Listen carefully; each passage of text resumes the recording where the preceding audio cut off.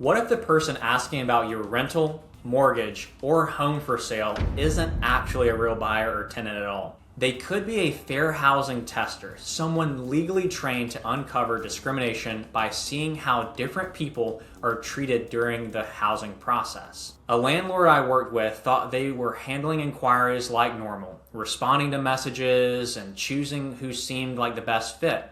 But two applicants with nearly identical finances were treated differently, and one of those was a protected class. That small difference triggered a fair housing investigation, turning everyday decisions into documented evidence. Today, I'll break down what fair housing testers do, why they matter, and how to protect yourself by staying compliant, professional, and consistent every step of the way. First, inconsistent information.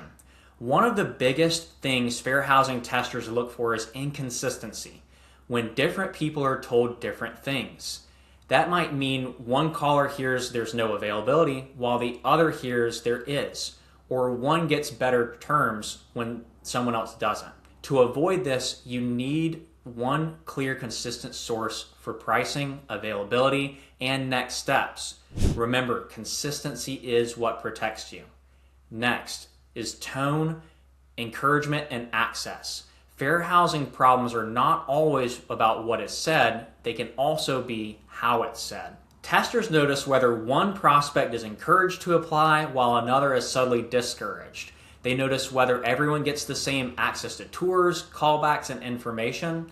They also notice whether staff sound helpful to one person and dismissive to another. The DOJ says the vast majority of its testing cases involve differences in availability or terms, and those differences often come out through side-by-side comparisons. Next is screening and disability requests. Another area testers and investigators look at is how you handle screening criteria and accommodation requests. Are your standards written down? Are they applied the same way every time? Or does the answer change depending on who asks the question? Disability-related requests are another major area to pay close attention to. When someone asks for a reasonable accommodation or modification, you should know exactly how to respond, what steps to follow, and how to document the request properly. Lastly is marketing.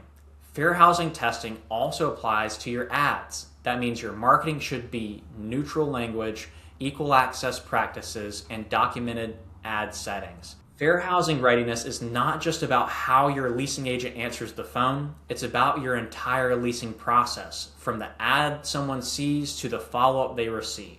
The bottom line is simple.